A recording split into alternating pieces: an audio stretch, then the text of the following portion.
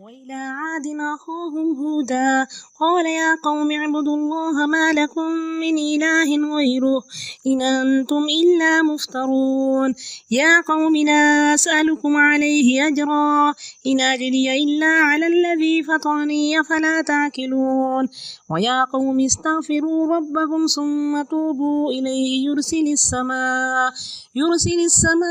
عليكم مدرارا ويزدكم قوة إلى قوتكم ولا تتولوا مجرمين قالوا يا هود ما جئتنا ببينة وما نحن بتاركي آلهتنا عن قولك وما نحن لك بمؤمنين إن نقول إلا اعتراك بعد آلهتنا بسوء قال إني أشهد الله واشهدوا أني بريء مما تشركون من دونه فكيدوني جميعا ثم لا تنظرون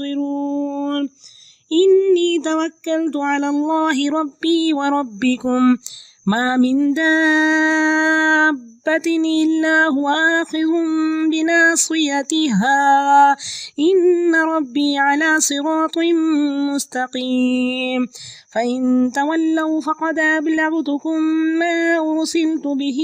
إليكم ويستخلف ربي قوما غيركم ولا تضرونه شيئا إن ربي على كل شيء حفيظ ولما جاء أمرنا نجينا هودا والذين آمنوا معه برحمة منا ونجيناهم من عذاب غليظ وتلك عاد جحدوا بآيات ربهم وعصوا رسله واتبعوا أمر كل جبار عنيد وأتبعوا في هذه الدنيا لعنة ويوم القيامة ألا إن عادا كفروا ربهم ألا بعدا لعاد قوم هود وإلى ثمود أخاهم صالحا قال يا قوم اعبدوا الله ما لكم من إله غيره هو أنشأكم من الأرض واستعمركم فيها فاستغفروه ثم توبوا إليه إن ربي قريب مجيب قالوا يا صالح قد كنت فينا مرجوا قبل هذا أتنهانا أن نعبد ما يعبد آباؤنا وإننا لفي شك مما تدعونا إليه مريب قال يا قوم أرأيتم إن كنت على بينة من ربي وآتاني منه رحمة فمن ينصرني من الله إن عصيته فما تزيدونني غير تخسير ويا قوم هذه ناقة الله لكم آية فذروها تأكل في أرض الله ولا تمسوها بسوء فيأخذكم عذاب قريب فعقروها فقال تمتعوا في داركم 3 أيام ذلك وعد غير مكذوب فلما جاء أمرنا نجينا صالحا والذين آمنوا معه برحمة منا ومن خزي يومئذ إن ربك هو القوي العزيز وأخذ الذين ظلموا الصيحة فأصبحوا في ديارهم جاثمين كأن لم يغنوا فيها ألا إن ثمود كفروا ربهم ألا بعدا لثمود ولقد جاءت رسلنا إبراهيم بالبشرى قالوا سلاما قال سلام فما لبث أن جاء بعجل حنيذ فلما رأى أيديهم لا تصل إليه نكرهم وأوجس منهم خيفة قالوا لا تخف إنا أرسلنا إلى قوم لوط وامرأته قائمة فضحكت فبشرناها بإسحاق ومن وراء إسحاق يعقوب قالت يا ويلتى آلد وأنا عجوز وهذا بعلي شيخا إن هذا لشيء عجيب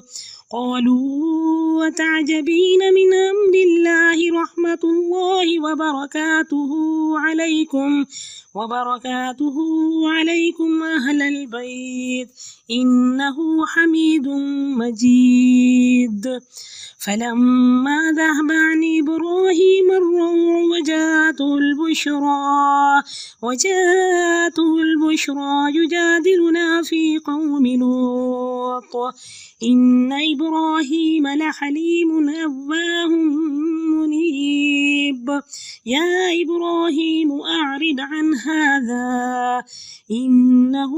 قد جاء أمر ربك وإنهم آتيهم عذاب غير مردود ولما جاءت رسلنا لوطا سيء بهم وضاق بهم ذرعا وقال هذا يوم عصيب وجاءه قومه يهرعون إليه ومن قبل كانوا يعملون السيئات قال يا قوم هؤلاء بناتي هن أطهر لكم فاتقوا الله ولا تخزون في ضيفي أليس منكم رجل رشيد قالوا لقد علمت ما لنا في بناتك من حق وإنك لتعلم ما نريد قال لو أن لي بكم قوة أو آوي إلى ركن شديد قالوا يا لوط إنا رسل ربك لن يصلوا إليك فأسر بأهلك بقطع من الليل ولا يلتفت منكم أحد إلا امرأتك إنه مصيبها ما أصابهم إن موعدهم الصبح أليس الصبح بقريب فلما جاء أمرنا جعلنا عاليها سافلها وأمطرنا عليها حجارة من سجيل منضود مسومة عند ربك وما هي من الظالمين ببعيد وَإِلَىٰ عَادٍ أَخَاهُمْ هُودًا اور عاد کی طرف ہم نے ان کے بھائی ہود کو بھیجا انہوں نے فرمایا اے میری قوم اللہ کی عبادت کرو تمہارا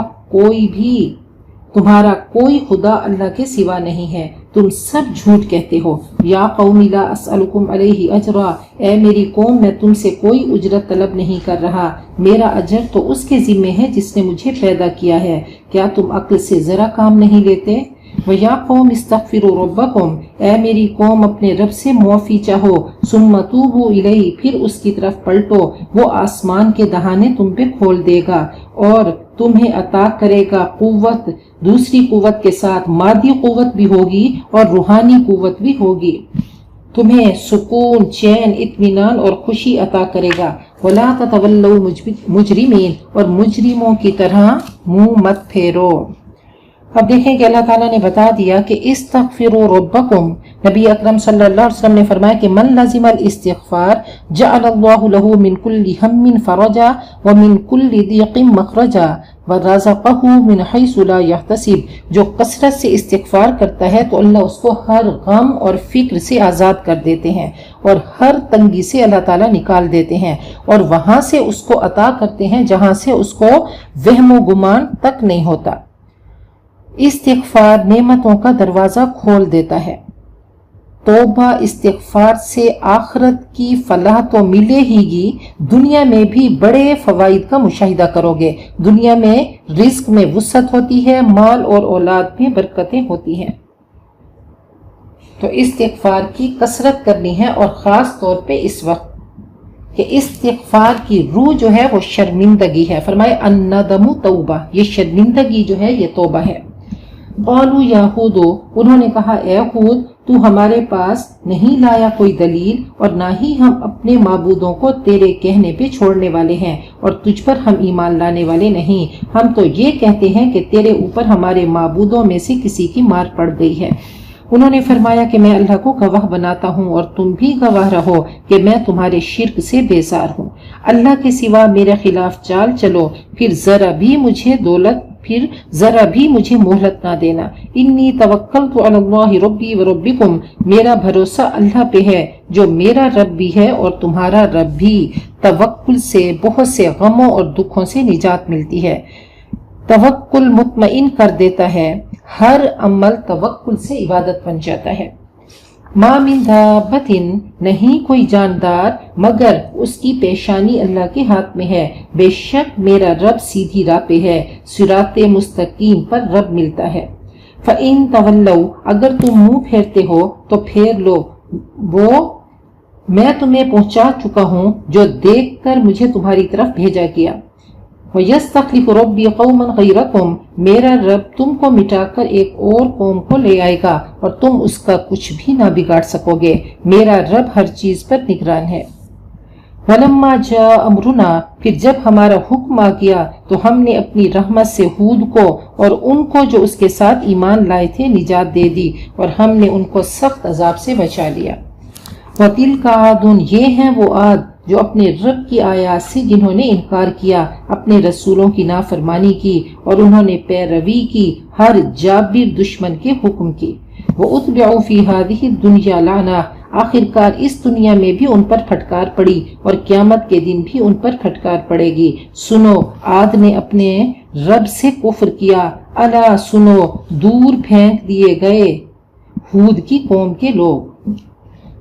وَإِلَىٰ ثَمُودَ أَخَاهُمْ صَالِحًا، یہ قوم مٹ گئی، یہ تباہ ہو گئی. اللہ تعالیٰ نے ان کے بارے میں مزید وضاحت کی کہ أَلَمْ تَرَ كَيْفَ فَعَلَ رَبُّكَ بِعَادٍ إِرَمَ ذَاتِ الْعِمَادِ الَّتِي لَمْ يُخْلَقْ مِثْلُهَا فِي الْبِلَادِ، کیا تمہیں نظر نہیں آتی یہ قوم، یہ انتہائی صحت مند، لمبے چوڑے، قوتوں والے، طاقت والے، پیسے والے، بڑے عہدوں والے، سٹیٹس والے، ذہین ترین لوگ تھے. تو اللہ تعالیٰ نے ان پہ عذاب بھیجا کہ سخرها علیہم 7 لیال و 8 ایام، 7 راتیں اور 8 دن ان پہ تیز ہوا چلی اور ہوا ان کو پٹخا کے ایسے نیچے پھینک دیا کرتی اور ان کے کلیجے پھٹ جاتے، ان کے مغز پھٹ جاتے.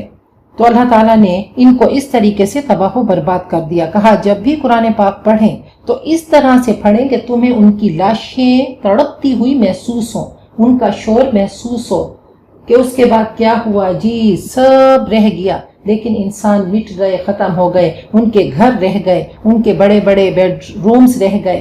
ان کے کنویں رہ گئے، لیکن کنووں سے پانی بھرنے والیاں نہیں رہیں. تو اللہ تعالیٰ نے اس قوم کو مٹا کر اللہ نے فرمایا کہ ایک اور قوم آئی، یہ بھی سام کی اولاد میں سے تھے کہ وَإِلَىٰ ثَمُودَ أَخَاهُمْ صَالِحًا، اور یہ عاد کے بچے ہوئے لوگ تھے. کہا قوم سمود کی طرف، اور سمود ان کے سردار کا نام تھا. ان کے بھائی حضرت صالح علیہ السلام کو بھیجا، انہوں نے بھی وہی پیغام دیا جو پہلے انبیاء نے دیا کہ اے میری قوم، اللہ کی بندگی کرو، اس کے سوا تمہارا کوئی خدا نہیں، وہی ہے جس نے تم کو زمین سے اٹھایا، زمین سے ابھارا، زمین سے پیدا کیا، وَاسْتَعْمَرَكُمْ فِيهَا، اور اسی زمین میں تم کو بسایا، فَاسْتَغْفِرُوهُ، لہٰذا تم اس سے معافی چاہو، پھر اللہ کی طرف توبہ کرو، پلٹ آؤ، یقیناً میرا رب قریب اور دعا قبول کرنے والا ہے. تو کہا کہ اللہ تعالیٰ نے هُوَ أَنشَأَكُم مِّنَ الْأَرْضِ، تم جو کھاتے ہو زمین سے بنتا ہے، اسی خوراک سے نطفہ بنتا ہے جو رحم مادر میں جا کر وجود انسانی کا باعث ہوتا ہے. پھر اللہ نے فرمایا کہ وَاسْتَعْمَرَكُمْ فِيهَا، تمہیں زمین بسانے آباد کرنے کی صلاحیت تم نے پیدا کی. تم رہائش کے لیے مکان تعمیر کرتے ہو، خوراک کے لیے کاشتکاری کرتے ہو، صنعت و حرفت کرتے ہو. کیسا خوبصورت اللہ تعالیٰ نے دین دیا. کہا کہ وَقَدَّرَ فِيهَا أَقْوَاتَهَا، اللہ چاہتا ہے کہ تم بہترین عمارتیں بناؤ، لیکن ایک چیز کہ لا تفسدوا فی الارض بعد اصلاحها، اللہ نے تمہیں صلاحیت دی تو صلاحیت کو استعمال ویسے کرو جیسے اللہ تعالیٰ نے تمہیں، اللہ نے علم دیا، کہ علم آدم الاسماء کلہا، کہ اقرأ بسم ربک الذی خلق کا سبق مت کھولو، کہ سب رب نے دیا، رب کے حکموں کے مطابق تم اس کو استعمال کرو، بہترین عمارتیں بناؤ لیکن اس میں دنگا فساد مت کرو، اللہ کے احکام کو مت توڑو، اپنے آپ کو اللہ کے شکنجے میں دے دو کہ جیسے رب نے چاہا اس کو ویسے استعمال کرنا ہے، دنیا کی نعمتوں سے بھی فائدہ اٹھاؤ اور آخرت بھی ساتھ ساتھ میں بناتے رہو۔ قالوا یا صالح، وہ کہنے لگے اے صالح تو ہمارے درمیان ایسا تھا کہ تم سے ہمیں بڑی ہی امیدیں وابستہ تھی، اس سے پہلے کیا تم ہمیں ان معبودوں کی پرستش سے روکنا چاہتے ہو جن کی پرستش ہمارے آبا کرتے تھے؟ وَإِنَّنَا لَفِي شَكٍ، ہم تو اس دین میں شک میں ہیں، جس دین کی طرف تم ہمیں بلا رہے ہو ہمیں تو اس دین کے بارے میں سخت شبہ ہے اور ہمارا دل ٹھکتا نہیں، تم سے تو ہمیں بڑی امیدیں وابستہ تھیں کہ تم ناموری کا سبب بنو گے، ہمارے آباء و اجداد کا نام روشن کرو گے۔ قال یا قومی، انہوں نے فرمایا اے میری قوم ذرا بتاؤ، اگر میں اپنے رب کی طرف سے صاف شہادت رکھتا تھا اور پھر اس نے اپنی رحمت سے بھی مجھ کو نواز دیا، فَمَن يَنصُرُنِي مِنَ اللَّهِ، اس کے بعد اللہ کی پکڑ سے مجھے کون بچائے گا اگر میں اس کی نافرمانی کروں؟ تم میرے کس کام آ سکتے ہو سوائے خسارے میں ڈالنے کے، سوائے تباہی کے گڑھے میں ڈالنے کے۔ وَيَا قَوْمِي، اور اے میری قوم دیکھو یہ اللہ کی اونٹنی ہے، یہ تمہارے لیے معجزے کے طور پہ آئی ہے، اسے اللہ کی زمین میں چرنے کے لیے آزاد چھوڑ دو اور اس کو برے ارادے سے ہاتھ مت لگانا ورنہ تمہیں قریب کا عذاب پکڑ لے گا، عذاب دور نہیں۔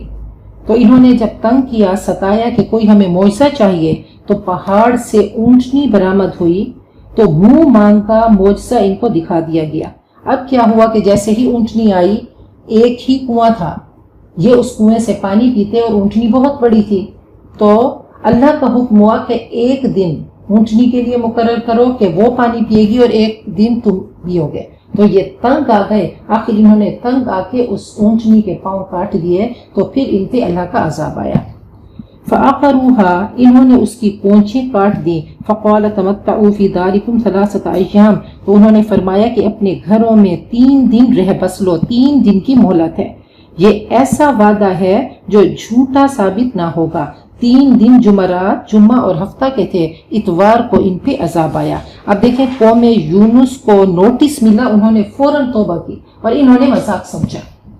فلما جاء امرنا، آخرکار جب ہمارے فیصلے کا وقت آ گیا تو ہم نے اپنی رحمت سے صالح کو اور جو ان کے ساتھ ایمان لائے بچا لیا اور اس دن کی رسوائی سے ان کو محفوظ رکھا، بے شک تیرا رب ہی دراصل طاقتور اور بالادست ہے۔